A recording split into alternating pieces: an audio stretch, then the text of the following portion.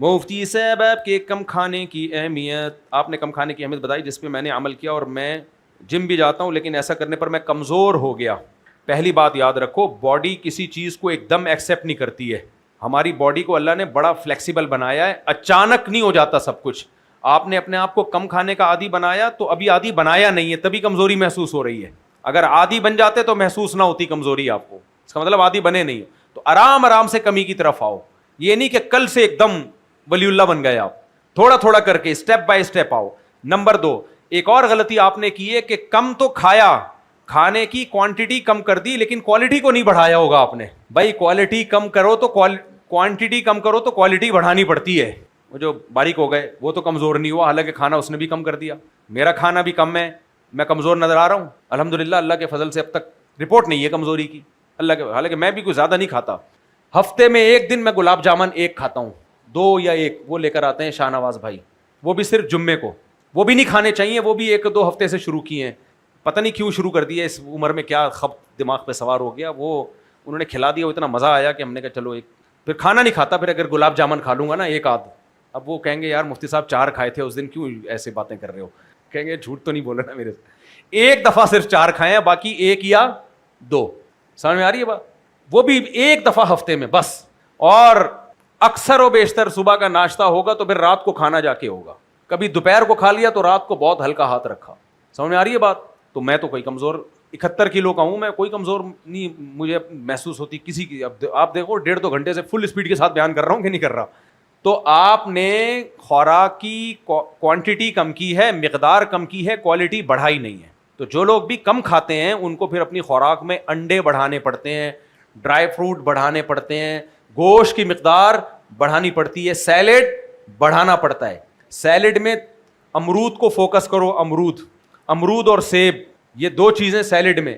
اسی طرح 24 گھنٹے میں ایک آدھ بار وہ جو چقندر کی ریسیپی میں نے بتائی تھی نا، بیٹ روٹس کی، چقندر کی میں نے ریسیپی بتائی تھی جس پہ غامدی صاحب کے داماد نے میرا مذاق بھی اڑایا، بریانی بنانے کے طریقے بتا رہے ہوتے ہیں.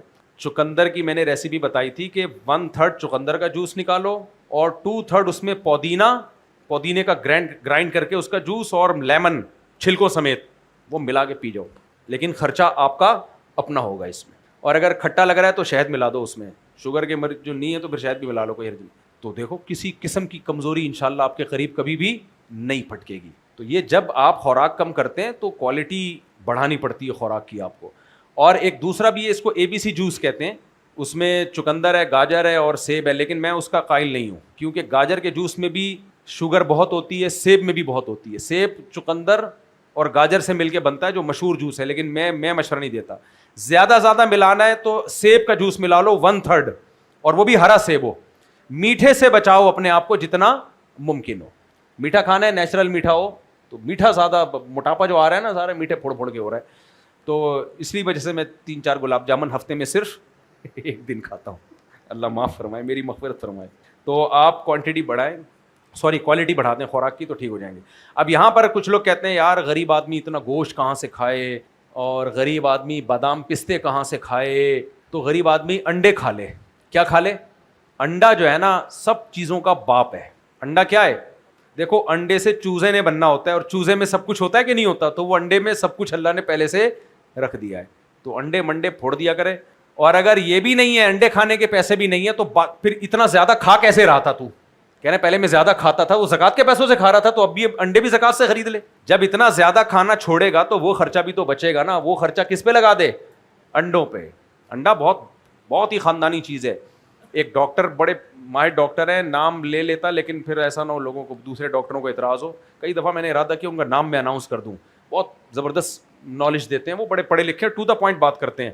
تو لیکن نام لینے میں بڑے سائڈ افیکٹ ہیں اس کے. پھر لوگ کوئی الزام لگائے گا کہ ان سے مفتی صاحب نے پیسے لیے ہوئے ہیں، کوئی دوسرے ڈاکٹر کہتے ہیں ان کو پروموٹ کیا، ہمیں بھی کرو وغیرہ وغیرہ. یہ پھر پھٹی ایک مصیبت میں پڑ جاتا ہے آدمی.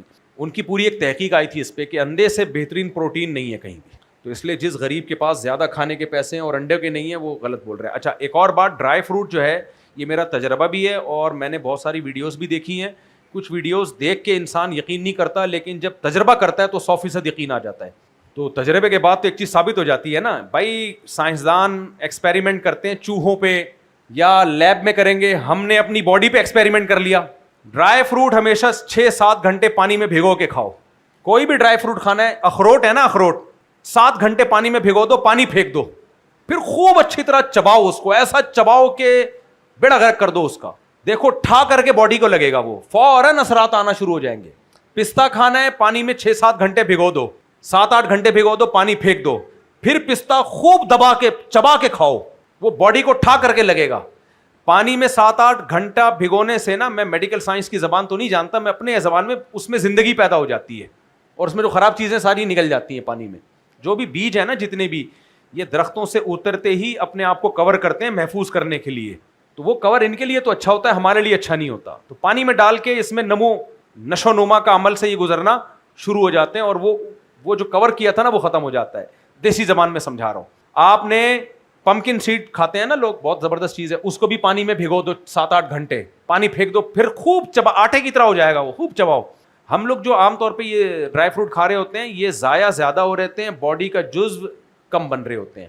تو یہ تجربہ کر کے دیکھو, مزہ نہ آئے پیسے واپس. اب بھی تو کمزور رہا نا, یہ بھائی نے سوال پوچھا ہے نا, اس کے بعد بھی اگر یہ کمزور رہا تو یہ مینوفیکچرنگ فالٹ ہے. یہ کون سا فالٹ ہے؟ یہ پھر ریپیئر ہو کے دوبارہ بنانا پڑے گا آپ کو, بلکہ کھول کے دوبارہ جوڑنا پڑے گا. یہ ریپیئرنگ سے ٹھیک ہونے والا نہیں. میرا بھی ایک سسٹم خراب ہو گیا تھا, تو ٹھیک ہی نہیں ہو رہا تھا نا جس سسٹم پہ میں کام کر رہا ہوں. کوئی آ رہا ہے یوں کر رہا ہے, کوئی یوں کر رہا ہے, کوئی یوں کر رہا ہے. ایک صاحب نے کہا, مفتی صاحب, جاپان میں جب کوئی سسٹم خراب ہوتا ہے تو اس سسٹم کے ماہرین کو بلایا جاتا ہے. سافٹ ویئر ہے تو سافٹ ویئر کے انجینئر کو بلایا جائے گا, اور کمپیوٹر کا مسئلہ ہے تو کسی کمپیوٹر پڑھے ہوئے آدمی کو بلایا جائے گا, اور کوئی موٹر خراب ہو گئی تو میکینک کو بلایا جائے گا. ہمارے پاکستان میں ہر چیز کا ایک مسئلہ ہے, جب بھی کمپیوٹر خراب ہو بند کر کے دوبارہ اسٹارٹ کرو. جب بھی سسٹم خراب ہو بند کر کے, اگر وہ ری اسٹارٹ سے ٹھیک نہیں ہو رہا تو پلگ نکال دو, بالکل ڈیڈ کر دو. تو میں نے ایسا ہی کیا, صحیح ہو گیا. تو ہمارے سسٹم بھی یہاں کے حساب سے ایڈجسٹ ہو چکے ہیں. تو اس لیے میں اس بندے کو کہہ رہا ہوں, ابھی بھی اگر کمزور رہا تو کھول کے دوبارہ جوڑنا پڑے گا, آپ ٹھیک ہو جاؤ. ریپیئرنگ سے ٹھیک نہیں ہو گیا.